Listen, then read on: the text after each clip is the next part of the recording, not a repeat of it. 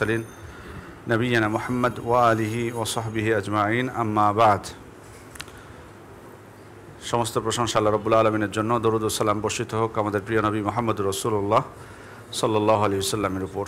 আমরা গত পর্বে, প্রথম পর্বে বুলুগুল মারাম নিয়ে আলোচনা করছিলাম। বুলুগুল মারাম শুরু করেছিলাম, হাদিসের যে গ্রন্থ, সে গ্রন্থ নিয়ে আলোচনা করেছিলাম। কয়েকটা হাদিসও আমরা পাঠ করেছিলাম কিতাবুত তাহারা থেকে, পবিত্রতা অধ্যায় থেকে। আজকের ধারাবাহিকতায় আমরা 10 নম্বর হাদিস আজকে পাঠ করব। প্রথম, ওয়ান আবি হুরায়রা রাদিয়াল্লাহু আনহু قال قال رسول الله صلى الله عليه وسلم طهور إناء أحدكم إذا ولغ فيه الكلب أن يغسله 7 مرات أولاهن بالتراب أخرجه مسلم وفي لفظ له فليرقه وللترمذي أخراهن أو أولاهن। আবু হুরায়রা রাদিয়াল্লাহু থেকে বর্ণিত একটি হাদিস, যেটি ইমাম মুসলিম বর্ণনা করেছেন। তিনি বলছেন, আল্লাহ রাসূল সাল্লাল্লাহু আলাইহি ওয়াসাল্লাম বলেছেন, তুহুর ইনাই আহাদিকুম ইযা ওয়ালাগা ফিল কালব, তোমাদের কারো পাত্রে কুকুর যদি মুখ দেয়, কুকুর যদি তোমাদের কারো কোনো পাত্রে মুখ দেয়, তাহলে সেটা পবিত্র করবা কিভাবে? আইয়াগসিলাহু 7 মাররাত, 7 বার সেটাকে ধোবা। উলাহুন্না বিত্তুরাব, প্রথমবার মাটি দিয়ে, প্রথমবার মাটি দিয়ে ধোয়া। কোন কোন বর্ণনা এসেছে ফাল ইউরেকহু, অর্থাৎ উচ্ছিষ্ট যেটা আছে সেটা ফেলে দিবে। মানে কুকুর ধরুন খাবার ছিল, পাত্রে মুখ দিয়ে দিয়েছে, এখন ওই পাত্রটা আমাকে 7 বার ধুতে হবে, কিন্তু যে খাবারটুকু বেঁচে আছে ওইটুকু আবার খেতে পারবো না আমরা, কি করতে হবে? ফেলে দিতে হবে। কোনো কোনো বর্ণনা এসেছে প্রথমবার মাটি দিয়ে, কোনো কোনো বর্ণনা এসেছে শেষের বার মাটি দিয়ে। মাটি দিয়ে বলতে মাটি কি পানির মধ্যে মিশাই দিয়ে একবার ধৌত করা, এটা উদ্দেশ্য, নাকি মাটি মাখানো দিয়ে পানি ঢালা? মাটি মাখানো সাধারণত আমরা যেটা করি, এটাই সাধারণত যেটা করি, এটা উদ্দেশ্য। এই হাদিসটা পাঠ করলে আমার একটা ইয়া মনে পড়ে যায়। অনেক দিন আগে, 2000 সম্ভবত 8 সাল হবে, আমাদের মসজিদে নববীর এক উস্তাদ এই হাদিসটা উনি পড়াচ্ছিলেন উনি। তো এই হাদিসটা পাঠ করার পর উনি বলছেন যে এই হাদিসে 7টা জায়গায় প্রমাণিত হয় যে কুকুর নাপাক, অপবিত্র। যেমন হাদিসটা কিন্তু ছোট্ট, যেমন উনি বলছেন তুহুরু, হাদিসটা শুরু হয়েছে তুহুর দিয়ে, তুহুরু ইনাই আহাদিকুম। উনি বলছেন তুহুর, এই তুহুর কথাটা দ্বারাই বোঝা যাচ্ছে যে নিশ্চয়ই কুকুর নাপাক, নাহলে তুহুর পবিত্র করার প্রশ্ন আসবে কেন? ইনাই আহাদিকুম, তোমাদের কারো কোনো পাত্রে, সাধারণত মানুষ যেগুলো জরুরি জিনিস সেটাই তো আমাকে পবিত্র করার প্রয়োজন হয়। কুকুর তো বিভিন্ন জায়গায় যায়, সব জায়গায় কি আমার পবিত্র করা জরুরি? কিন্তু পাত্র যেটা আমি ব্যবহার করি এটা জরুরি। মানে এটাও প্রমাণিত হয় যে কুকুর নাজিস, পাত্র শব্দটাও প্রমাণিত হয় এটা দ্বারা। তারপর ইযা ওয়ালাগা ফিহিল কালব, কুকুর যখন সেটাতে মুখ দেয়, তার মানে কুকুর নাপাক, তাই তার মুখ দিলেই সেটাকে কি করতে হচ্ছে? পবিত্র করতে হচ্ছে, পাক করতে হচ্ছে। আইয়াগসিলাহু, 4 নাম্বার, সেটাকে ধুতে বলা হয়েছে। এটা দ্বারা প্রমাণিত হয় কি? নাপাক, ওই জন্য তো ধুতে বলা হচ্ছে। 7 মাররাত, 7 বার। এটা তো আরও বোঝা যায় যে নাপাকের মাত্রাটা কি অনেক অনেক উপরে, অনেক উপরে, না 7 বার ধুতে বলা হচ্ছে। 5 নাম্বার গেল। 6 নাম্বার উলাহুন্না বিত্তুরাব, একবার মাটি দিয়ে ধুতে বলা হচ্ছে। সর্বনাশ করেছে, মানে ওই 7 বার এমনি ধুয়ে হবে না, একবার মাটি দিয়ে মাজতে হবে, মাটি দিয়ে। তাহলে 6টা গেল। 7 নাম্বার বলছে ফাল ইউরেকহু, ওই উচ্ছিষ্টটা ফেলে দিতে হবে। যেখানে খাবারে যে মুখ দিয়েছে, খাবারের উচ্ছিষ্ট, সেটা ফেলে দিতে হবে। তাহলে এখানে উনি বলছেন 7 শব্দ দ্বারা বা 7টা জায়গা দ্বারা প্রমাণিত হয় এক হাদিসের মধ্যে যে কুকুর নাপাক। আরও হয়তো উনি অনেক সুন্দর করে বলেছিলেন, আমি হয়তো বা এতদিন পরে মনে নাই আমার, হয়তো ওনার মতো করে ভালো করে আপনাদেরকে বলতে পারলাম না। তবে নিশ্চয়ই আমরা গুরুত্বটা বুঝেছি হাদিস দ্বারা যে কুকুর নাপাক বা তার উচ্ছিষ্ট নাপাক। এখানে বেশ কিছু মাসআলা চলে আসে। প্রশ্ন হলো যে মাটি দ্বারা মাজা, মাটিটা কি জরুরি কিনা? শেখ বিন বাজ রহমতুল্লাহ আলাইহি সহ অনেক ওলামা ইকরাম বলছেন যে মাটি দ্বারা মাজাটা জরুরি না, যদি অন্য কোনো এমন কোনো পদার্থ পাওয়া যায়। বর্তমান যুগে তো আসলে অনেক মাশাআল্লাহ যে কোনো জিনিস ধৌত করার জন্য অনেক কিছু আমাদের হাতে আছে, লিকুইড, অনেক কিছু লিকুইড বলি, সাবান, বিভিন্ন প্রকারের অনেক কিছু আছে আলহামদুলিল্লাহ। তো যদি সেটা দ্বারা কুকুরের যেটা নাপাকি বা যেটা ব্যাকটেরিয়া যেটা আছে সেটা যদি দূর হয়ে যায়, তাহলে অসুবিধা নেই অন্য কিছু ব্যবহার করতে। কারণ ওনারা বলছেন যে আল্লাহ রাসূল সাল্লাল্লাহু আলাইহি ওয়াসাল্লামের যুগে মাটিটা বেশি সহজ ছিল, মাটি সহজ ছিল এবং হয়তো অন্য কোনো পদার্থ তেমন সহজ ছিল না। যেহেতু মাটিটা বেশি সহজ ছিল আর মাটি দ্বারা নাপাকি দূর হয়, সে কারণে আল্লাহ রাসূল সাল্লাল্লাহু আলাইহি ওয়াসাল্লাম মাটির কথা বলেছেন, যেটা যাতে তাদের জন্য এটা সহজ হয় সেজন্য। কিন্তু আমাদের জন্য অন্য কিছু যদি সহজ হয় তাহলে সেটা দ্বারা ধৌত করা কোনো অসুবিধা নেই। আবার কোনো কোনো ওলামা ইকরাম অবশ্য কেউ কেউ এটা হাতে গোনা, ওনারা একটু কড়াকড়ি করেছেন, বলেছেন কুকুর যদি মুখ দেয় তাহলে আল্লাহ রাসূল সাল্লাল্লাহু আলাইহি ওয়াসাল্লাম যেহেতু মাটির কথা বলেছেন, অতএব নিশ্চয়ই এর মধ্যে এমন কিছু আছে যেটা অন্য কিছুতে নেই, এজন্য মাটি দ্বারাই ধোয়াটাই উত্তম, এটা ওনারা বলেছেন কেউ কেউ। দ্বিতীয় মাসআলা হচ্ছে যে কুকুর মুখ দেয়নি, পেশাব করে দিয়েছে পাত্রে,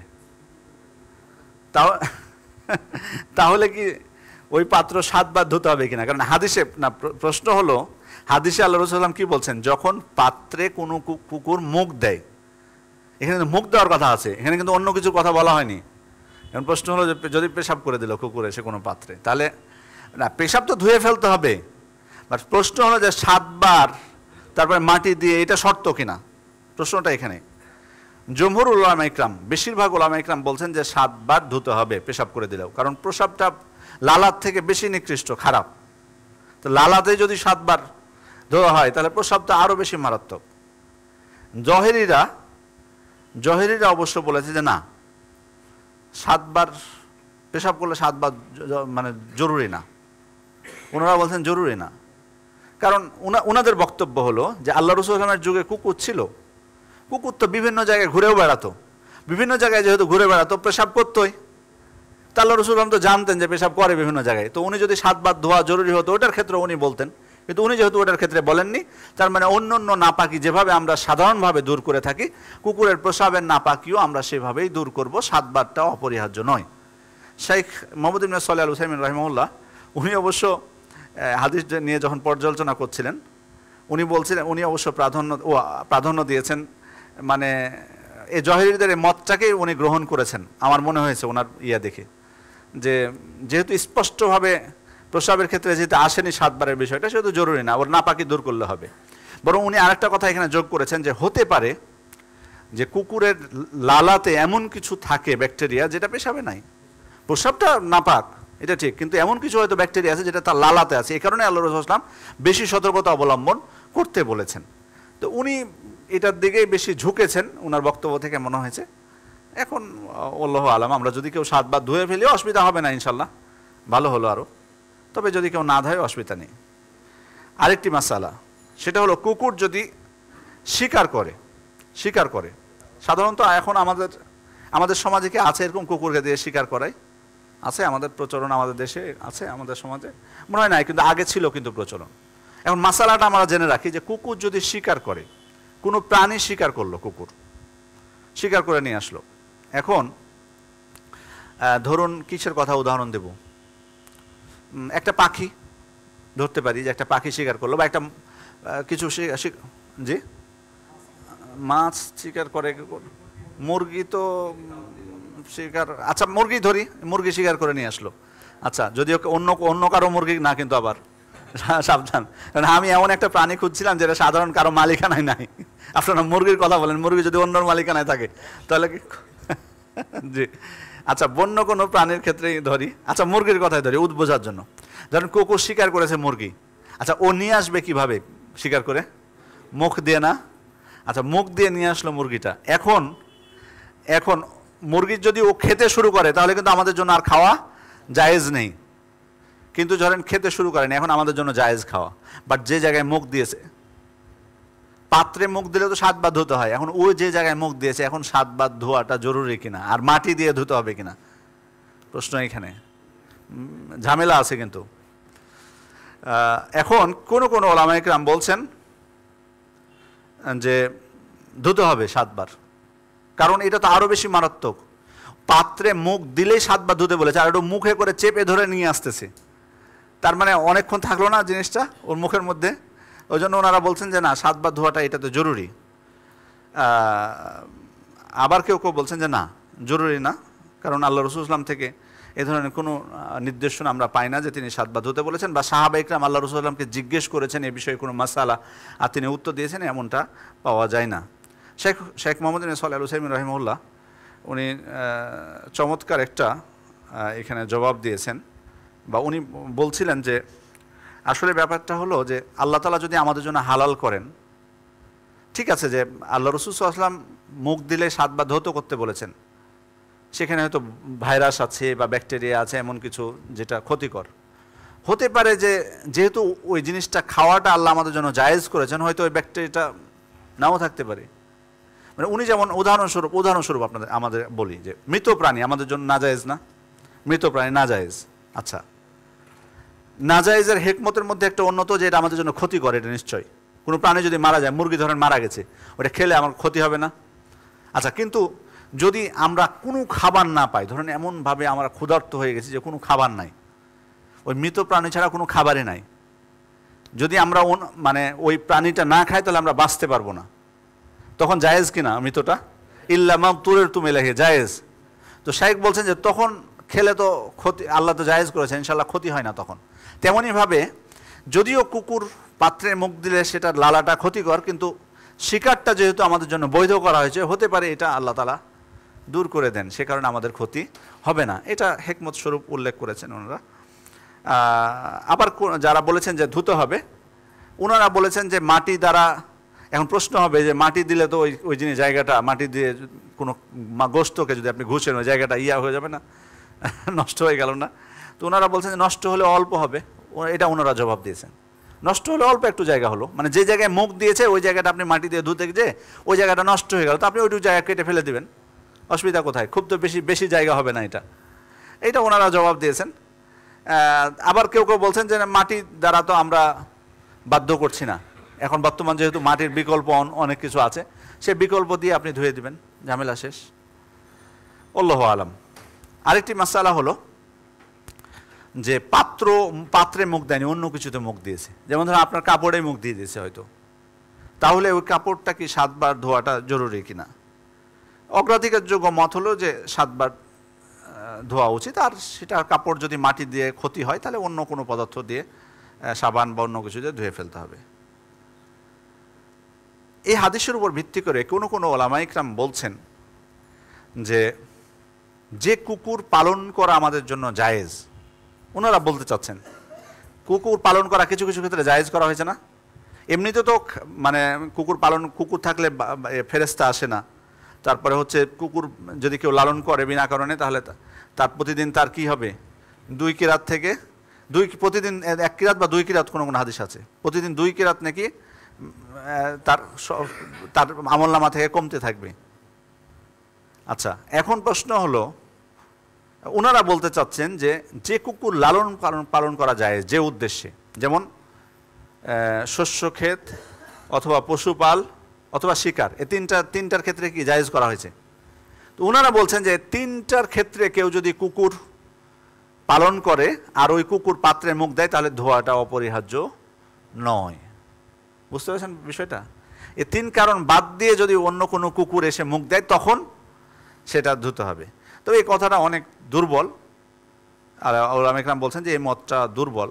কারণ হচ্ছে কি, যে আল্লাহ রাসূল সাল্লাল্লাহু আলাইহি ওয়াসাল্লামের যুগে কুকুর সাধারণত এই 3 কারণে কিন্তু পালন করতো বেশিরভাগই, তাই না? বেশিরভাগই এই 3 কারণে মানুষ কুকুর রাখতো। আর আল্লাহ রাসূল সাল্লাল্লাহু আলাইহি ওয়াসাল্লাম যে কথাটি বলেছেন ওটা বেশিরভাগের ক্ষেত্রেই প্রযোজ্য হবে, কারণ এমনি নর্মাল কুকুর খুব কম এসেই পাত্রে মুখ দিত। বেশিরভাগ কুকুর যেগুলো পাত্রে মুখ দিত সেগুলো কি, যেগুলো এই 3 উদ্দেশ্যেই রাখা হয়েছে। তাহলে আমি ওই যেটা বেশিরভাগ ক্ষেত্রে হতো সেটা বাদ দিয়ে নর্মাল একটা যেটার কারণে কম আসে সেটার উপর হুকুমকে আমি প্রযোজ্য করতে যাব কেন? এই জন্য এই মতটাকে তারা দুর্বল বলেছেন। এখন আরেকটা প্রশ্ন হলো, শুকুর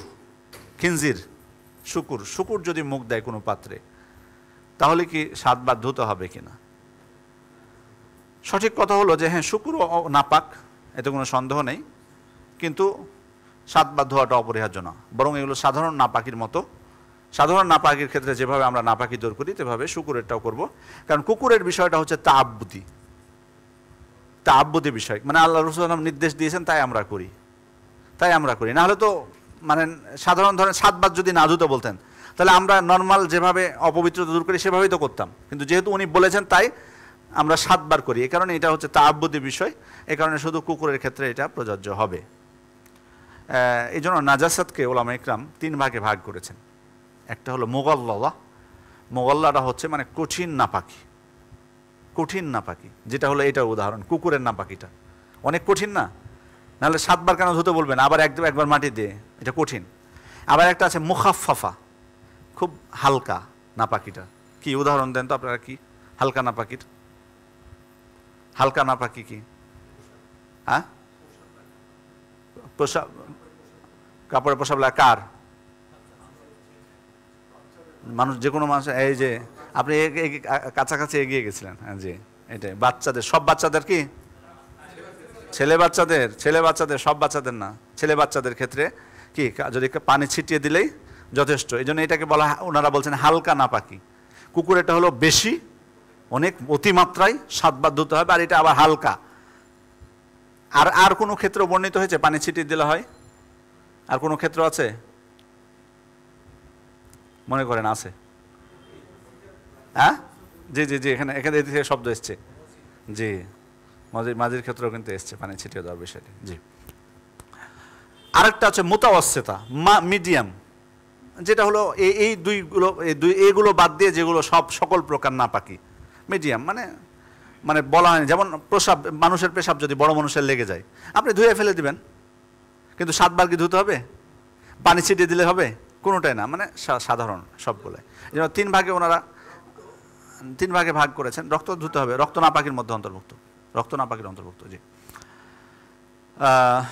দ্বিতীয় হাদিস হচ্ছে আন আবি কতাদা রাদিয়াল্লাহু আনহু আন্না রাসূলুল্লাহ সাল্লাল্লাহু আলাইহি ওয়াসাল্লাম ক্বাল ফিল হিররা, আল্লাহ রাসূল সাল্লাল্লাহু আলাইহি ওয়াসাল্লাম বিড়ালের ক্ষেত্রে বলেছেন, ইন্নাহা লাইসাত বিনাজাস, বিড়াল নাপাক নয়, ইন্নামা হিয়া মিনাত তাওয়াফিনা আলাইকুম, বরং সে তোমাদের মধ্যে অতিরিক্ত মাত্রায় ঘোরাফেরা করি, বেচরণকারী। আখরাজুল আরবা, ইমাম তিরমিজি, আবু দাউদ, নাসাই এবং ইবনে মাজাহ হাদিসটি বর্ণনা করেছেন। হাদিসটি সহিহ। হাদিসটার কিন্তু একটা ইতিহাস আছে, মানে বিড়ালের ব্যাপারে আল্লাহ রাসূল সাল্লাল্লাহু আলাইহি ওয়াসাল্লাম কখন বলেছেন বা ঘটনাটা, হাদিসটা কোত্থেকে আসলো। হাফেজ ইবনে হাজার আসকালানী রাহমাতুল্লাহ আলাইহি বুলুগুল মারামের মধ্যে সংক্ষিপ্ত যেটুকু প্রয়োজন সেটুকুই উল্লেখ করেন, কিন্তু ফুল হাদিসটা হলো কাবসা থেকে বর্ণিত। আন কাবসা বিনতে কাব ইবনে মালিক, কাব ইবনে মালিক রাদিয়াল্লাহু আনহুর মেয়ে কাবসা, তিনি বর্ণনা করেছেন, ওয়া তাহতা ইবনে আবি কতাদা, তিনি আবু কতাদার ছেলের বউ ছিলেন, স্ত্রী ছিলেন। কাবসা ছিলেন আবু কতাদার মানে কি বৌমা, মানে ছেলের বউ ছিলেন। এখন উনি বলছেন দাখাল আবু কতাদা, আবু কতাদা একদিন বাড়িতে আসলেন, মানে উনার শ্বশুরের কথা উনি বর্ণনা করছেন। ওই কাবসা বর্ণনা করছেন তার কার কথা? শ্বশুরের কথা, মানে উনার স্বামীর বাবার কথা। ফাসাকাবাত লাহু ওযুআন, তার জন্য উনি ওযুর পানি এগিয়ে দিলেন তার শ্বশুরের জন্য। এখান থেকে বোঝা যায় কি শ্বশুরের খেদমত করতে হবে সারাদিন রাত, মানে শ্বশুরের খেদমত করা মুস্তাহাব, এটা প্রমাণিত হয়, এটা মুস্তাহাব। আমাদের বোনদের জন্য এখানে শিক্ষা আছে, এটা বোনদের জন্য। বোনেরা তো আসলে খেদমত করতে চায় না, আমরা বলি না যে ওয়াজিব, বাট স্বামীর সাথে যদি থাকেন এবং বাবা মা যদি, স্বামীর বাবা মা যদি তার সাথে থাকে, তাহলে স্বামী তো সবসময় থাকতে পায় না বাড়িতে, তার খেদমত করতে কি পারে? ছেলে কি সবসময় বাড়িতে থাকে? তো ছেলের অনুপস্থিতিতে ওনার ওয়াইফ অবশ্যই এটা দেখা উচিত বিষয়টা, সেহেতু যদি প্রয়োজন হয় খেদমত করার, ওনার উচিত হবে খেদমত করা, এতে স্বামীও সন্তুষ্ট হবে, খুশি হবে। এখন ইসলামের হুকুম যদি জিজ্ঞেস করেন যে ওয়াজিব কিনা, যে না ওয়াজিব না, শ্বশুর খেদমত করার ওয়াজিব না, কিন্তু এখান থেকে বোঝা আছে কি মুস্তাহাব বোঝা আছে, কারণ উনি পানি এগিয়ে দিয়েছেন শ্বশুরকে। যে এটা এ নিয়ে আবার প্রশ্ন করেন না আমার কোনো কিছু, আমরা আমরা বিড়াল নিয়ে কথা বলছি, বিড়ালের মধ্যে থাকি। তো উনি বলছেন যে আমি পানি এগিয়ে দিলাম ওনার জন্য, বা পানি এগিয়ে দিলেন, ফাজা আথেররা, পানি এগিয়ে দিয়েছেন, এমন সময় একটা বিড়াল চলে এসছে। ফাশারিবাত মিনহু, পানি খেতে শুরু করেছে ওই পাত্র থেকে, বিড়াল এসে পানি খেতে শুরু করেছে। ফাআসকালাহাল ইনা, আবু কতাদা তখন কি করেছেন, বিড়ালটা যখন পানি খেতে লেগেছেন, উনি আরো সুন্দর করে কাত করে ধরেছেন বিড়ালটার জন্য, মানে আরো খাও তুমি, মানে প্রাণ ভরে খাও। হাত্তা শারিবাত, মানে এরপর তৃপ্তি সহকারে বিড়ালটা খেয়ে নিল। তো কাবসা বলছেন, ওয়ারাআনি আনজুরু ইলাইহি, আবু কতাদা আমার শ্বশুর খেয়াল করলেন যে আমি তাকিয়ে দেখতেছি ঘটনাটা। তো আবু কতাদা তখন ওনার বৌমাকে, ওনার ছেলের বউকে বলছেন, আতাআজাবিনা ইবনাতা আখি, হে আমার ভাতিজি, তুমি কি আশ্চর্য হচ্ছ? তুমি কি আশ্চর্য হচ্ছ? এই যে বিড়ালকে আমি পানি খাওয়ালাম, অজুর পানি, আবার ওই পানি দিয়ে আমি এখন অজু করব, এটাতে কি তুমি আশ্চর্য হচ্ছ। এখানে কিন্তু ছেলের বউকে ভাতিজি বলেছে, ঘটনা কি? হ্যাঁ, হয়তো ভাইয়ের মেয়ের সাথে তার ছেলের বিয়ে হয়েছে। এই জন্য বিয়ের পরে যদি ভাতিজির সাথে বিয়ে দেয়, বিয়ের পরে যদি ভাতিজি শ্বশুরকে চাচা বলে ডাকে, কোনো অসুবিধা নাই। খালাতো ভাইয়ের সাথে বিয়ে হলে খালুকে যদি খালু বলে ডাকে, কোনো অসুবিধা নেই। আপনারা চাপাচাপি করবেন না যে আব্বা বলাই লাগবে। শ্বশুরকে বাবা বলা যায়, জায়েজ, যদি একবারে পিতার মতো মর্যাদা না দেয়, স্বাভাবিক, যেটা জায়েজ আছে। বাট যদি আগের সম্পর্কে সম্বোধন করে, বা আগের সম্পর্ক নাই বাট সাধারণভাবে আঙ্কেল বলছে, চাচা বা খালু, এটা জায়েজ আছে। তবে স্বাভাবিক রীতিটা আবার দেখা দরকার। মাইন্ড করলে বলাটা ঠিক হবে না। আবার শ্বশুর যদি আগের সম্পর্কে যদি শ্বশুরকে খালু বলে ডাকে, এখন যদি শ্বশুর মাইন্ড করে, তাহলে একটু বোনদের খেয়াল করা উচিত। আবার ছেলেরাও যখন খালাতো বোনকে বিয়ে করেছে, খালাতো বোনকে বিয়ে করে যদি খালুকে খালু বলে ডাকে, মাইন্ড করে, তাহলে একটু খেয়াল করবেন জিনিসটা। একটু সমঝোতা করাই ভালো সম্বোধনের ক্ষেত্রে, যাতে গন্ডগোল না লেগে যায়। আমাদের দেশে আফসোস করে, মানে ছেলের বাবা হোক আর মেয়ের বাবা হোক, বিয়ের পরে যে বলে যে আমার মেয়ে জামাই আমাকে এখন আব্বা বলে ডাকলো না। তারপরে আর যদি ইয়া হয়, মানে মেয়ের শ্বশুর শাশুড়ি হয়, তাহলে তো এদের আফসোস আরও তুঙ্গে, মানে উপরে, মানে ঝগড়াঝাটি হয়তো শুরু হয়ে যেতে পারে না বললে আব্বা আম্মা। যাই হোক, মূল বিষয় হলো এখানে উনি বলছেন যে আতাজাবিনা ইবনাতা আখি, আমার ভাতিজি তুমি কি আশ্চর্য হচ্ছ যে আমি বিড়ালকে পানি খাওয়াচ্ছি, আমার অজুর পানি? তখন উনি বলছেন ফাকুল তো নাম। আমি বললাম হ্যাঁ। মানে উনি আসলে ভেবেছে যে অজুর পানি বিড়ালে মুখ দিচ্ছে, বিড়ালকে খেতে দিচ্ছে, ঘটনা কি? তখন উনি আবু কাতাদা উনার আশ্চর্য যে উনি হয়েছেন, এটা দূর করার জন্য আল্লাহ রাসূল সাল্লাল্লাহু আলাইহি ওয়াসাল্লামের হাদিস শোনালেন যে এই বিড়ালটা নাপাক নয়। কারণ কি? কারণ হচ্ছে এই বিড়াল তোমাদের মধ্যে অধিক মাত্রায় ঘোরাফেরা করে, অধিক মাত্রায় বিচরণ করে। এখানে এই হাদিসের মধ্যেও বেশ কিছু মাসআলা আছে। সেটা হলো, প্রথম বিষয় হলো যে কেউ যদি কোনো বিষয়ে আশ্চর্য হয়, ধরেন কৌতূহল জেগেছে আপনার কোনো কাজে কারো মধ্যে, তাহলে আপনার ওই কৌতূহলটা দূর করার চেষ্টা করবেন। মানে বলবেন না যে কৌতূহল থেকে যাক তার মধ্যে, বরং যদি আপনি যদি বুঝতে পারেন যে সে বুঝতে পারছে না কোনো বিষয়ে, আপনি কৌতূহলটা দূর করে দেন। ধরুন আপনি হতে পারে যে কোনো একটা আমল শিখেছেন, মসজিদে হয়তো একটা আমল শিখলেন, এমন একটা আমল যেটা আপনার বাড়ির কেউ জানে না। হঠাৎ করে একদিন আমলটা করতে শুরু করেছেন, এখন আপনার মনে হয়েছে যে ওরা একটু আশ্চর্য হয়েছে, তো সাথে সাথে একটু বলে দিবেন যে না, এটা হাদিসে বর্ণিত হয়েছে বা এটা আমি শিখেছি বা কিছু, মানে কৌতূহল রেখেই দিবেন তার মধ্যে একটা ধোঁয়া। উনি যেমন ওনার ছেলের বউ একটু আশ্চর্য হয়েছে না, সাথে সাথে উনি বরং জিজ্ঞেস করেছেন কি যে তুমি কি আশ্চর্য হচ্ছ? তো আল্লাহ রাসূল সাল্লাল্লাহু আলাইহি ওয়াসাল্লাম তো এটা বলেছেন, সাথে সাথে কি ওনার কৌতূহলটা দূর করে দিয়েছেন। দ্বিতীয় বিষয় হলো, আল্লাহ রাসূল সাল্লাল্লাহু আলাইহি ওয়াসাল্লাম সবসময় এমন করতেন। যেমন ওই যে সালমান রাদিয়াল্লাহু আনহু যখন প্রথম এসে আল্লাহ রাসূল সাল্লাল্লাহু আলাইহি ওয়াসাল্লামের খুঁজছিলেন না, উনি খতমে নবুয়া যখন খুঁজছিলেন, আল্লাহ রাসূল সাল্লাল্লাহু আলাইহি ওয়াসাল্লাম কিন্তু নিজেই কাপড় নামিয়ে কিন্তু ওনাকে দেখাই দিয়েছেন। মানে উনি বুঝতে পেরেছিলেন যে সালমান রাদিয়াল্লাহু আনহু এটাই দেখতে চাচ্ছে, যে আমি যে নবী যে উনি নিশ্চিত হতে চাচ্ছিলেন সালমান রাদিয়াল্লাহু আনহু। তা আল্লাহ রাসূল সাল্লাল্লাহু আলাইহি ওয়াসাল্লাম তখন নিজেই নামিয়ে দিয়ে ওনার কৌতূহল কি দূর করে দিয়েছেন। আল্লাহ রাসূল সাল্লাল্লাহু আলাইহি ওয়াসাল্লাম এক্ষেত্রে কৌতূহল দূর করে দিতেন।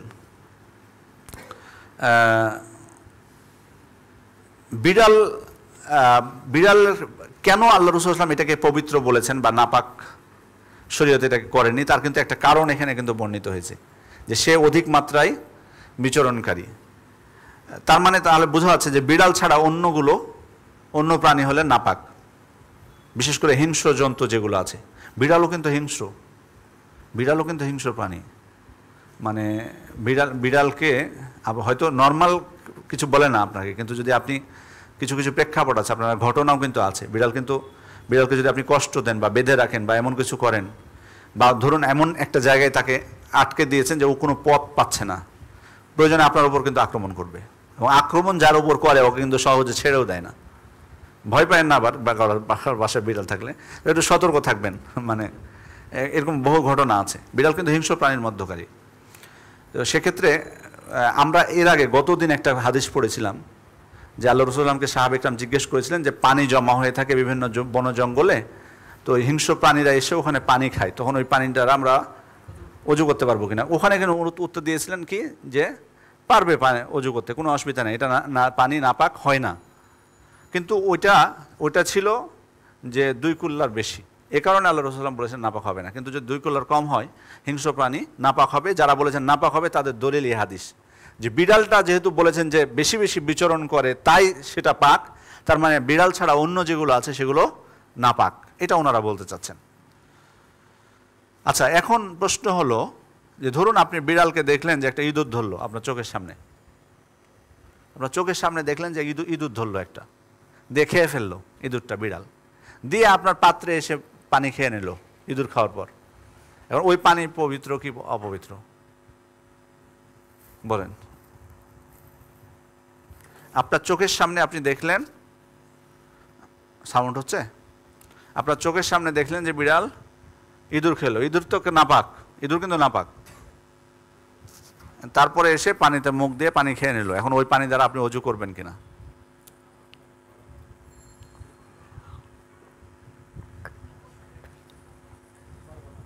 হ্যাঁ, করবেন না অজু? কেন করবেন না? ইঁদুর নাপাক, ওইটা ওইদিকে হ্যাঁ করবেন, আপনি করবেন, মাশাআল্লাহ উনি করবেন। কেন করবেন?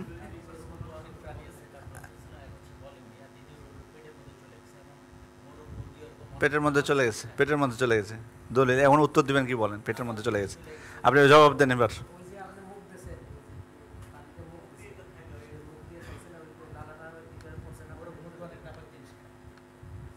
না না ওই না, আমরা আর কথা না বাড়াই, ওই মাসালায় না যাই। এখানে হলো ওলামা ইকরাম বলছেন যে যদি বিড়ালের মুখে রক্ত যদি দৃশ্যমান থাকে তাহলে ওই পানিতে অজু করা ঠিক হবে না, যেহেতু নাপাকি এখানে দৃশ্যমান। আর যদি ভিতরে সব কিছু চলে যায় তাহলে অসুবিধা নেই। আসলে মানে রুচি হবে কিনা এটা এটা একটা বিষয়, যে চোখের সামনে যদি দেখেন যে ইঁদুর খেলো তারপরে আসলে রুচি হবে কিনা এটা অনেকটা বড় বিষয়। এখান থেকে আরেকটা বিষয় বোঝা যাচ্ছে যে মানে আমাদের জন্য ইসলাম কত সহজ করেছে, তাকফিফ করেছে, তাইসির করেছে। যে বিড়াল যেহেতু আমাদের সাথে সবসময় মিশে থাকে, আমাদের সাথে খায়, আমাদের সাথে চলে সবসময়, সেজন্য শরীয়ত দেখুন বিষয়টা যদি মানে নাপাক হতো তাহলে আমাদের জন্য কিন্তু চলাফেরা করা অনেক কঠিন হয়ে যেত। বিশেষ করে কুকুরের মতো যদি হুকুম লাগানো যেত যে কয়বার ধোবেন আপনি, কুকুর তো বাইরে থাকে, বিড়াল সবসময় থাকে। এই জন্য শরীয়ত আমাদের জন্য অনেক সহজ করেছে, এই বিষয়টা এখান থেকে বুঝতে পারি আমরা। পরের হাদিস, আন আনাস ইবনে মালিক রাদিয়াল্লাহু আনহু قال جاء عربي فبال في طائفة المسجد। একজন বেদুইন আসলেন, আনাস রাদিয়াল্লাহু আনহু বলছেন যে একজন বেদুইন আসলেন মসজিদে এসে উনি মসজিদের এক সাইডে এসে প্রস্রাব করতে শুরু করেছেন। এর প্রসিদ্ধ হাদিস আপনারা জানেন। ফাজাজারাহুন নাস, মানুষ তখন সাহাবায়ে কিরাম ধমকাতে শুরু করেছেন ওনাকে, প্রস্রাব করতে যখন শুরু করেছেন, এটা মানবেন নাকি কেউ বলেন? সাধারণ জায়গায় তো ঠিক না, সেখানে মসজিদে এসে প্রস্রাব করতে শুরু করেছেন, তখন তো সাহাবায়ে কিরাম রেগে ওনাকে ধমকাতে শুরু করেছে।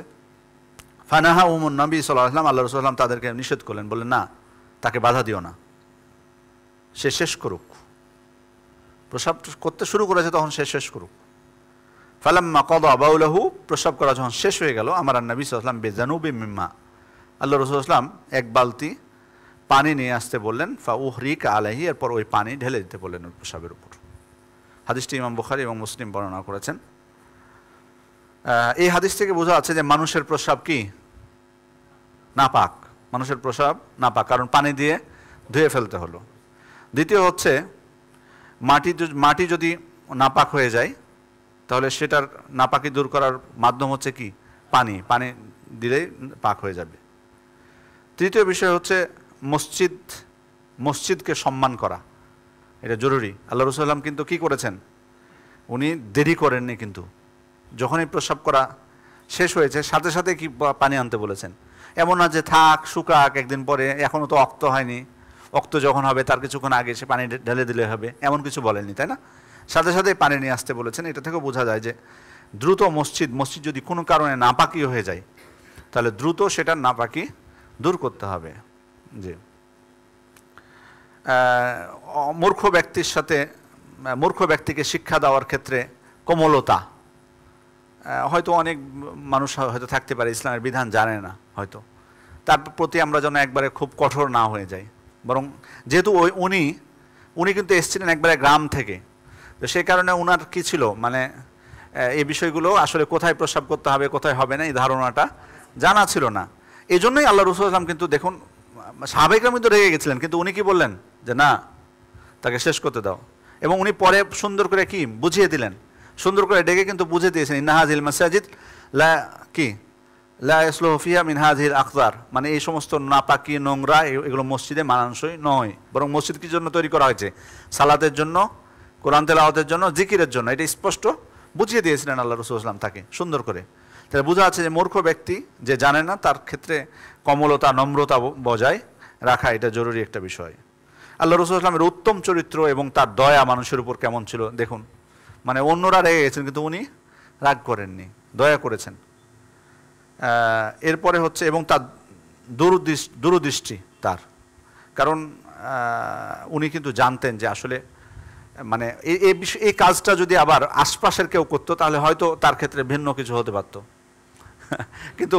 কিন্তু উনি আল্লাহ রাসূল সাল্লাল্লাহু আলাইহি ওয়াসাল্লাম মানুষ আগে দেখেছেন যে আসলে ব্যক্তিটা কে, কারণ উনি বুঝতে পেরেছেন যে এরা আসলে এ উপযোগী না। যেমন আমি যেমন মদিনায় যাওয়ার পর, আমি নাম বলছি না, কোনো কোনো দেশের বা মহাদেশের ছাত্রদেরকে দেখেছি টয়লেটের দরজা বন্ধ করতো না, বা দেখা যাচ্ছে টয়লেট থেকে বের হচ্ছে তখন দেখতেছি পোশাক পরতেছে আর বের হচ্ছে, মানে আমি এরকম দেখেছি আমার চোখে পড়ছে।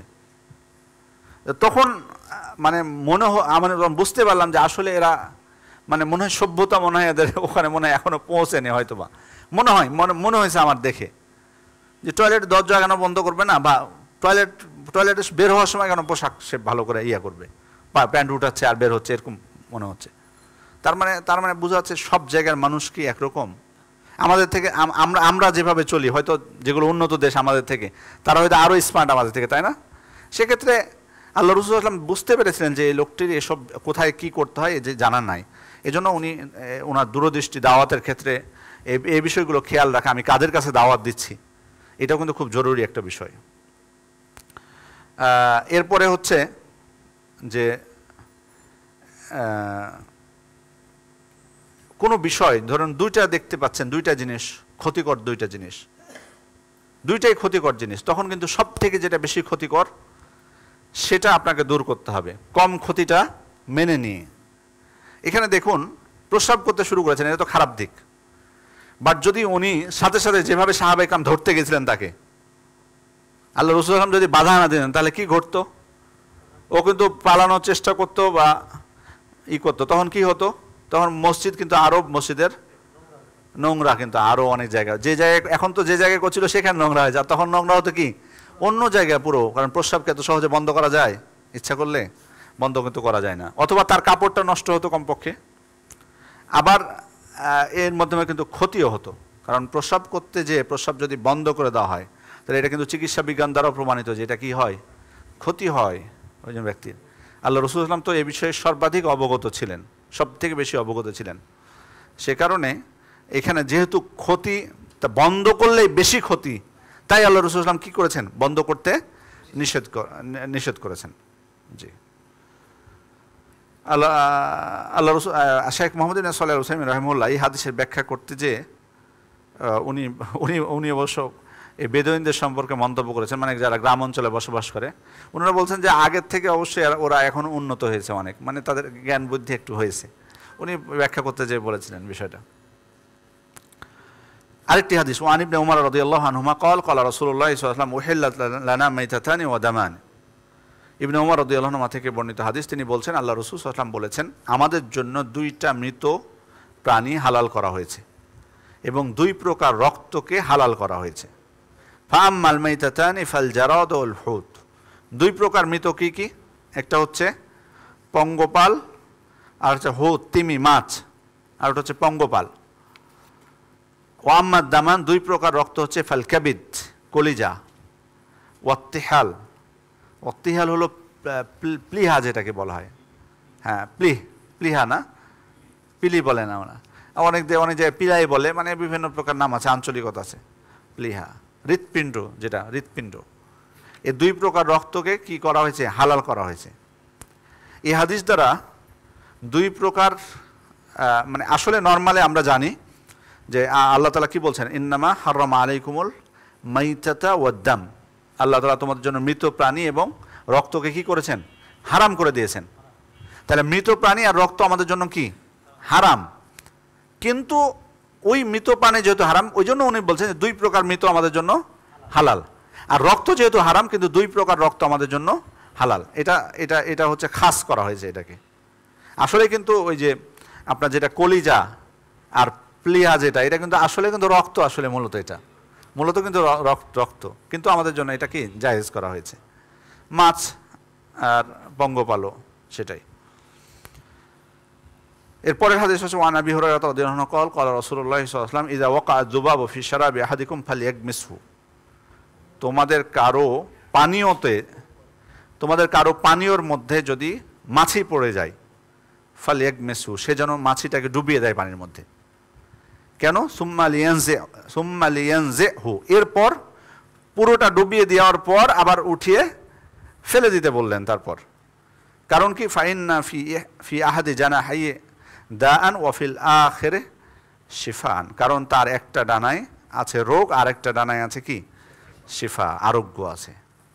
এই হাদিসটি ইমাম বুখারী রাহমাতুল্লাহ আলাইহি বর্ণনা করেছেন। এখানে আল্লাহ রাসূল সাল্লাল্লাহু আলাইহি ওয়াসাল্লাম বলেছেন যে কারো কোনো পানীয় বস্তুর মধ্যে, পানীয় মানে পানি, এখানে কিন্তু পানির কথা বলেননি, ফি শারাব বলেছেন উনি, পানির কথা শুধু বলেননি।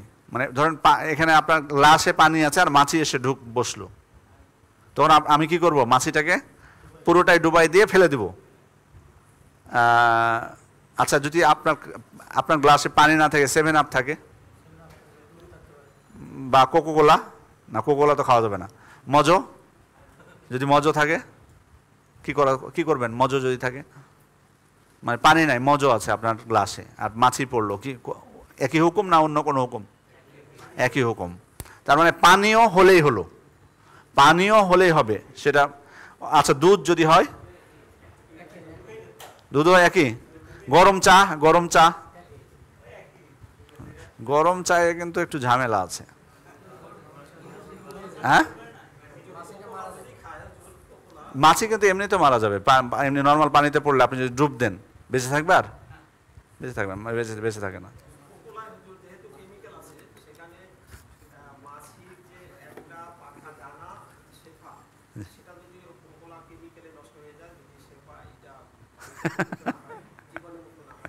মাশাআল্লাহ, আপনি তো অনেকে অন্য কিছু ভেবেছেন।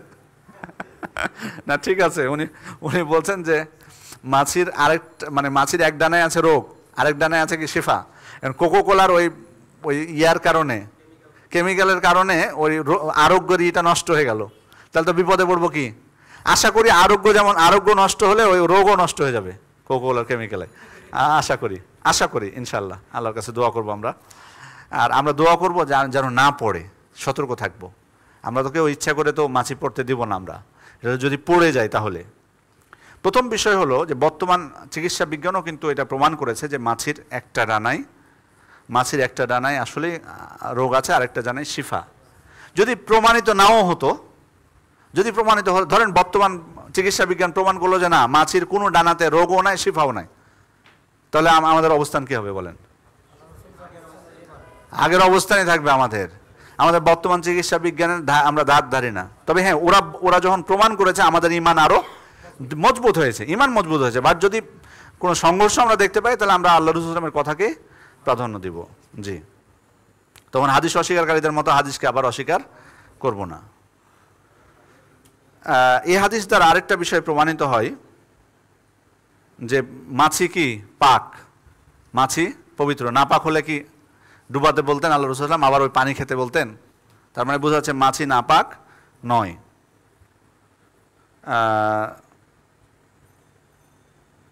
আরেকটা বিষয় বোঝা যায় এই হাদিস থেকে, আরেকটা আমরা শিক্ষা পাই, সেটা হলো যে ক্ষতিকারক যে প্রাণীগুলো সেগুলো মারা যায়, জায়েজ আছে। এখানে কিন্তু মাছিটা কিন্তু মরে যাবে আপনি যখন ডুবাবেন, মাছি কিন্তু আর বাঁচবে না। এরকম যেগুলো মশা, যেমন মশা তো ক্ষতিকারক, এরকম ক্ষতিকারক যে কোনো প্রকার প্রাণী বা পোকামাকড়, এগুলো মারা জায়েজ আছে। পিঁপড়া ধরেন কামড়াচ্ছে, আপনি জায়েজ মারতে পারেন, এটা জায়েজ। এখানে প্রশ্ন হলো এখানে যে মাছি যদি পড়ে যায়, মাছি পড়ে গেল ধরেন আপনার, এখন মানে এটা কি আল্লাহ রাসূল সাল্লাল্লাহু আলাইহি ওয়াসাল্লাম তো বলেছেন, কি করতে বলেছেন? ডুবিয়ে দিতে বলেছেন, ডুবিয়ে দিয়ে ফেলে দিতে বলেছেন, দিয়ে পানি খেতে বলছেন, কোনো অসুবিধা নেই। আচ্ছা, এটা কি ওয়াজিব? মানে এই কাজটা কি ওয়াজিব? যে মানে জি মুস্তাহাব, মানে আপনি ইচ্ছা করলে পানি নাও খেতে পারেন, তাই তো? মানে পুরোটাই ফেলে দিতে পারেন যে আমি খাবো না। বলেন আপনাদের কেউ কারো কোনো আপত্তি আছে? উনি বলছে যে না, বাধ্য না আমরা। মানে মূল কথা হচ্ছে আমরা আল্লাহ রাসূল সাল্লাল্লাহু আলাইহি ওয়াসাল্লাম কিন্তু কি বলেছেন যে পানি যখন মাছি যখন পানিতে পড়ে যাবে তখন তোমরা কি করো, সেটাকে পুরো ডুবিয়ে দাও, দিয়ে আবার ফেলে দাও। এগুলো কিন্তু আদেশ আকারে এসছে, হিসাব করেন। ফালিয়াগমিসু ওয়ালিয়ানজিহু, ঠিক আছে? প্রশ্নটা এই জন্য যে এটা ওয়াজিব কিনা। তাহলে সঠিক কথা হলো যে মুস্তাহাব এটা। অর্থাৎ কেউ যদি আমাদের যদি রুচি না হয় বা যদি আমি মনে করি না খাবো না, তবে অপচয় না করা ভালো, যেমনটা উনি ইঙ্গিত দিয়েছেন। উনি যেমনটা ইঙ্গিত দিয়েছেন যে আমরা অন্য কাজে ব্যবহার করতে পারি, কোনো অসুবিধা নেই। জি, মাকরু বলে একবারে বিনা কারণে ফেলে দেওয়াটা অবশ্যই এটা অপছন্দনীয় হবে।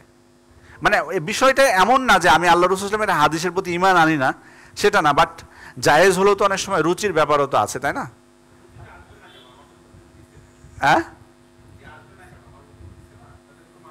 না এটা আসলে অন্য কাজে এটা এটা ওয়াজিব ওয়াজিব না, ওলামায়ে কেরাম কেউ ওয়াজিব বলেননি এটাকে। কিন্তু কিন্তু একটা বিষয় মনে রাখতে হবে যে এটা বিশ্বাস করাটা কিন্তু ওয়াজিব। মানে আপনি পানি খাবেন না সেটা ভিন্ন বিষয়, বাট আল্লাহ রাসূল সাল্লাল্লাহু আলাইহি ওয়াসাল্লাম বলেছেন, এই বিশ্বাস আমার মধ্যে থাকতে হবে যে না এটা অবশ্যই মানে মাছের একটা ডানায় শিফা আছে আর একটা ডানায়, এটা অবশ্যই বিশ্বাস করতে হবে।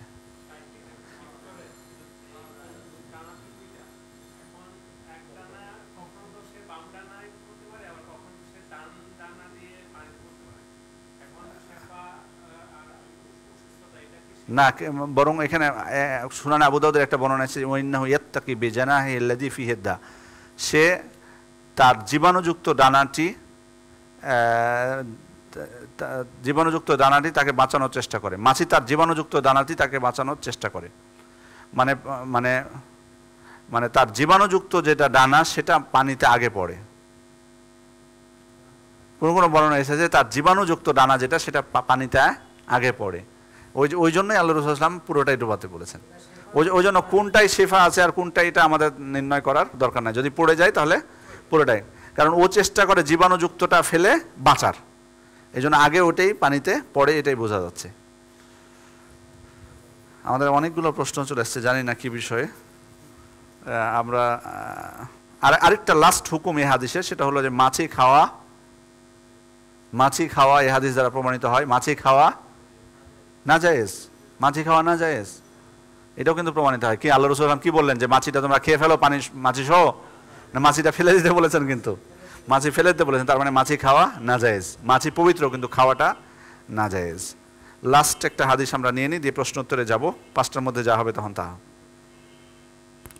শেষ হাদিস আমাদের, যেহেতু এটা একটা অধ্যায় বা মানে কিতাবুত তাহারার একটা অধ্যায়, আমরা পানির অনুচ্ছেদে আছি, সে কারণে আমরা শেষ করে দিই এটা। আনে আবি ওয়াকিদিন লাইসি রাদিয়াল্লাহু আনহু ক্বাল ক্বালা নবী সাল্লাল্লাহু আলাইহি ওয়াসাল্লাম মা কুতিয়া মিনাল বাহিমাতি ওয়া হিয়া হাইয়া ফাহুয়া মাইয়িত। অর্থাৎ কোনো জীবিত জন্তুর শরীরের অংশ বিশেষ কেটে নেওয়ার পর তা মৃত ধরা হবে। কোনো জীবিত প্রাণীর শরীরের কোনো অংশ বিশেষ আপনি কেটে নিলেন, জীবিত চলাফেরা করতেছে, কিন্তু শরীরে একটা অংশ যদি কেটে নেওয়া হয় সেটাকে কি ধরা হবে? সেটাকে মৃত হিসেবে গণ্য করা হবে। তার মানে ওই অংশটা আমাদের জন্য কি হারাম। কারণ আল্লাহ রাসূল সাল্লাল্লাহু আলাইহি ওয়াসাল্লামের যুগে আল্লাহ রাসূল যখন মদিনায় আসলেন, এই হাদিসের প্রেক্ষাপটটা হলো উনি যখন মদিনায় আসলেন তখন তারা কি করতো? ইয়াজুবুনা আসনিমাতাল ইবিল ওয়া ইয়াকতাউনা আলিয়াতিল গনাম, তারা উটের যে কুঁচ, ওই কুঁচটা কেটে নিত, আর আপনার লেজের গোড়ার অংশ, ছাগলের লেজের গোড়ার অংশ কেটে খেত তারা ওই সময়। মানে জীবিত উটের কুঁচ আর ওই যে ছাগলের লেজের গোড়ার অংশ কেটে তারা খেত, ভক্ষণ করত। আর প্রাণী কি? প্রাণী জীবিতই থাকতো। যেমন ধরেন আপনার মোরগ আছে বিশাল বাড়িতে একটা, তা আপনার রান খেতে খুব আপনার প্রিয়, আপনি একটা পা কেটে ফেললেন, দিয়ে পা ব্যান্ডেজ করে দিলেন মোরগের। সম্ভব নাকি এটা? এরকম কেউ করে না, তাও বলছি যদি এরকম কেউ করে তো ওই রান খাওয়া আপনার আমাদের জন্য কি হবে তখন? হারাম হয়ে যাবে, কারণ ওই রানটা কি, ওটা মৃত প্রাণী হিসাবে গণ্য হবে, এটা ওই অংশটুকু, ওটা আমাদের জন্য জায়েজ না। এই জন্য জীবিত প্রাণীর ক্ষেত্রে মানে নিয়ম হচ্ছে যে তার কোনো অংশ কেটে খাওয়া যাবে না জীবিত অবস্থায়, বরং জবাই করার পর খেতে হবে। এই জন্য মানে মূলত মানে এই যে হালাল হারামের যে বিষয়টা, সেটা হবে মূলত মৃত, মানে ওই প্রাণীটা মৃত্যুর পরের হুকুমটা কি সেটার উপর। মানে ওই প্রাণী মৃত হলে সেটা খাওয়া জায়েজ কি না জায়েজ। যেমন ধরেন গরু যদি মারা যায়, খাওয়া জায়েজ কি না জায়েজ। তার মানে তাহলে গরুর কোনো অংশ কেটে আমরা খেতে পারবো না। আচ্ছা, মাছ যদি জীবিত, আপনি একটা অংশ কেটে নিলেন, যা রান্না করলেন, খাওয়া জায়েজ? জায়েজ, কারণ মাছ মারা গেলে খাওয়া জায়েজ। ওই জন্য তখন মাছের কিন্তু অসুবিধা নেই, মাছের অসুবিধা নেই। যে মাছ, অনেকে বলে যে মাছ কিভাবে কাটা জায়েজ হয় মাছকে জবাই করার আগে। ও আবার এটাও জিজ্ঞেস করে যে মাছ লাফাচ্ছে, ওই সময় চুলায় দেওয়া যাবে কিনা। মাছ জীবিত অবস্থায় চুলায় দেওয়া যাবে মাছকে?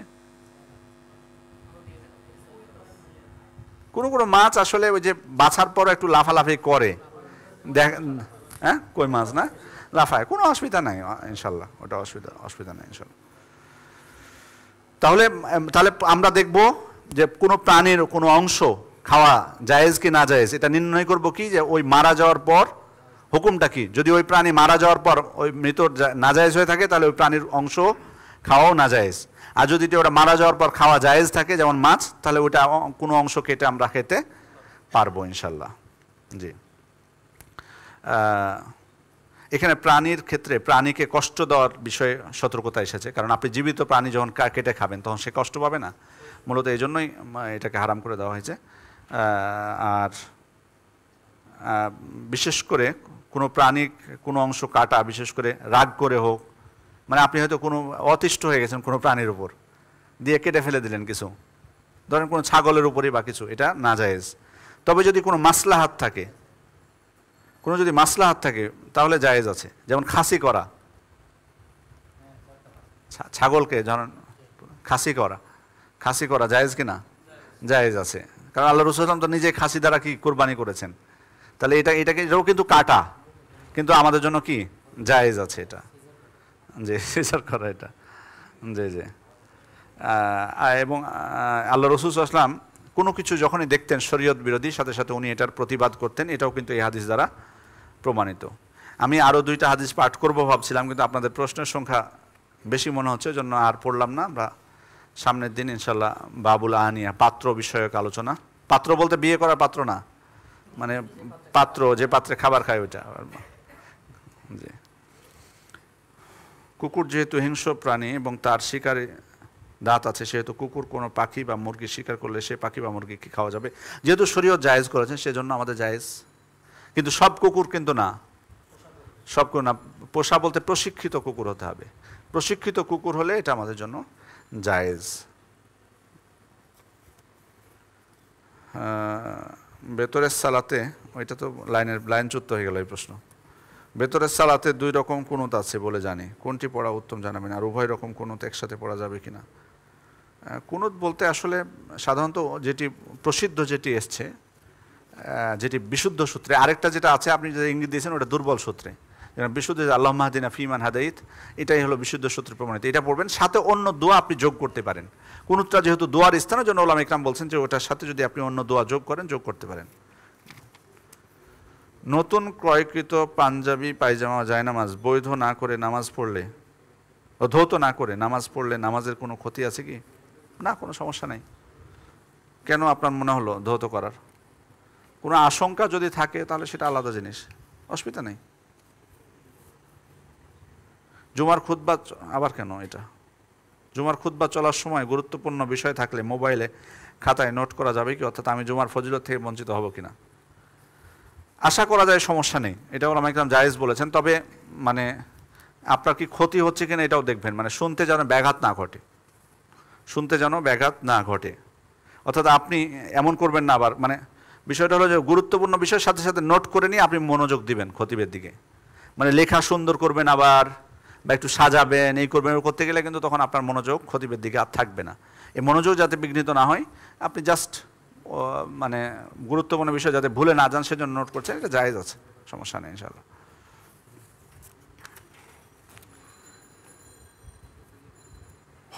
ফরজ হজ আদায়ের পূর্বে উমরা আদায় করা যাবে কি? যদি ফরজ হজ আদায়ের সক্ষমতা না থাকে কিন্তু উমরা আদায়ের সক্ষমতা থাকে, তাহলে কি শুধু উমরা আদায় করা যাবে? এমনটি করলে কি হজ ফরজ হয়ে যাবে যদিও তা আদায় সক্ষমতা না থাকে? না না, তা কেন হবে? আপনার যদি হজে যাওয়ার সক্ষমতা না থাকে, উমরা করার কারণে কিভাবে ওয়াজিব হবে, হজ ফরজ হবে আপনার উপর? টাকাই তো নাই আপনার, তাহলে ফরজ হবে কি করে? শেষের দিক থেকে আমি উত্তরটা দিয়ে আসছি যে যদি আপনি উমরা করে ফেলেন, উমরা করলে যে হজ ফরজ হয়ে যাবে এটা কিন্তু না, বরং আপনি আপনার উমরা করার সামর্থ্য হয়েছে, আপনি উমরা করেছেন। হ্যাঁ, এটা হলো যে কি, যে হজ এবং উমরা দুটাকে কিন্তু ওলামা ইকরাম ফরজ বলেছেন। ওয়াতিমুল হাজ্জা ওয়াল উমরাতা লিল্লাহ। আবার কোনো ওই যে ইসলামের যে 5টি বিধান, 5টি রুকুন সম্পর্কিত যে হাদিস, সেখানে কিন্তু হজের সাথে উমরার কথাও কোনো বর্ণনা এসেছে, ওয়ান তাহুজ্জা ওয়া তাআতামির। সে কারণে উমরাটাকেও অনেক ওলামা ইকরাম ওয়াজিব বলেছেন। সেজন্য তামাত্তু হজ করলে আপনার সবই আদায় হয়ে গেল, হজ এবং উমরা সবগুলো আদায় হয়ে যায়। এখন আপনি যদি উমরা শুধু করে আসেন, তাহলে উমরার যদি আমরা এটা ফরজ ধরে নিই, তাহলে উমরার ফরজ জিয়াতটা আপনার আদায় করা থাকলো। এরপরে যদি কোনোদিন হজ ফরজ হয়, তাহলে শুধু যদি আপনি ইফরাদ করেন যে যথেষ্ট হবে ইনশাল্লাহ, তখন আর উমরা আলাদাভাবে করাটা জরুরি না। তবে যদি আপনি তামাত্তু হজ করতে চান করতে পারবেন, আর আপনি ফরজ হজ আদায়ের পূর্বে উমরা করতে পারবেন, কোনো সমস্যা নেই। কিন্তু যদি আপনার উপর হজ ফরজ হয়ে থাকে, আমি যে জিনিসটা দৃষ্টি আকর্ষণ করি ভাইদের, হজ ফরজ, তারপরও হজে না যেয়ে বলে যে আমি আগে উমরা করে একবার আসবো, দেখে শুনে আসি, তারপরে যাব। কি এখানে দেখাশোনার কি আছে? মানে কি দেখে শুনে আসবেন? আপনি যাচ্ছেন যেহেতু, সেটা একবারে যান না, মানে আপনি পরবর্তীতে যখন আবার যাবেন, উমরা করার সুযোগ আসলে তখন যাবেন, কিন্তু ফরজটা তো আগে অগ্রাধিকার দেওয়া উচিত। 1 বছর গেলেন উমরা করে দেখে আসবেন, দিয়ে আবার থাকলেন কিছুদিন, দিয়ে পরে আবার ফরজ হজ, এগুলো না করে যদি আপনার উপর হজ ফরজ হয়ে থাকে, তাহলে দ্রুত হজেই চলে যান। হ্যাঁ, এটাই তো কথা। আর আপনি হয়তো ভাবছেন যে বদলি করে নেবে, কেউ বদলি করবে তার নিশ্চয়তা আছে? আপনি মারা গেলে তো খাই শুরু হয়ে যেতে পারে, মানে লুটে পুটে খেতে পারে, সেটা মানে ওই জন্য এত বিশ্বাস না করে বরং ফরজ হয়ে গেলে দ্রুত করে নেওয়া উচিত, হজটা দেরি না করে দ্রুত করে নেওয়াটাই উচিত। আর কি কোনো প্রশ্ন আছে ওনার এখানে? অক্ষমতা কিন্তু উমরাদের সক্ষমতা রেখে শুধু আমরা, হ্যাঁ উমরা করতে পারবেন, এটা তো বললামই, ঠিক আছে। হিন্দু খ্রিস্টানদের উৎসব উপলক্ষে, শেষ প্রশ্ন, হিন্দু খ্রিস্টানদের উৎসব উপলক্ষে আমাদের দেশে পোশাক খাবার দোকানে যে ছাড় দেয়, সেটি গ্রহণ করা যাবে? গ্রহণ করতে পারেন সেটা আপনি, যদি আপনার প্রয়োজন হয়, মানে আপনি ওই উপলক্ষে যাবেন না, আপনার ধরেন প্রয়োজন, আর ওরা ছাড় দিয়েছে, নিয়ে চলে আসলেন, কম দামে আপনাকে দিয়েছে। হ্যাঁ হ্যাঁ, না যাওয়াই, মানে আপনার যদি প্রয়োজন না থাকে কেন যাবেন? কিন্তু যদি আপনার কাপড়ের প্রয়োজন হয়েছে আর পেয়েছেন ডিসকাউন্ট,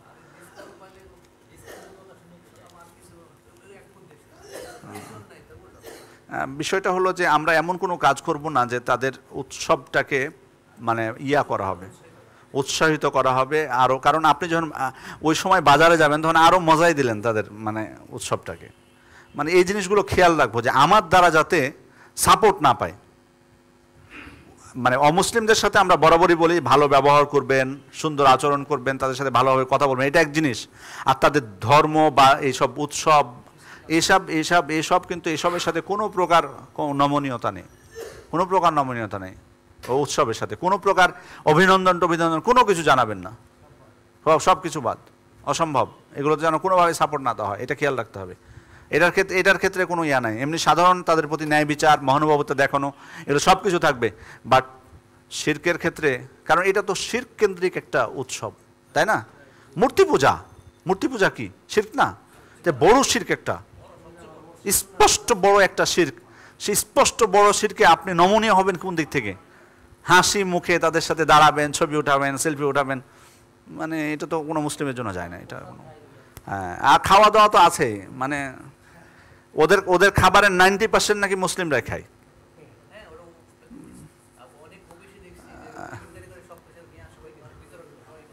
না এটা মোটে না, এগুলো ক্ষেত্রে আমাদের সজাগ থাকা দরকার। আল্লাহ সহজ করুন। এ পর্যন্তই। সাল্লাল্লাহু আলা নবিয়িনা মুহাম্মদ ওয়া আলিহি ওয়া সাহবিহি আজমাইন। সুবহানাকাল্লাহুম্মা ওয়া বিহামদিকা আশহাদু আল্লা ইলাহা ইল্লা আনতা আস্তাগফিরুকা ওয়া আতুবু ইলাইক। আসসালামু আলাইকুম ওয়া রাহমাতুল্লাহি ওয়া বারাকাতুহু।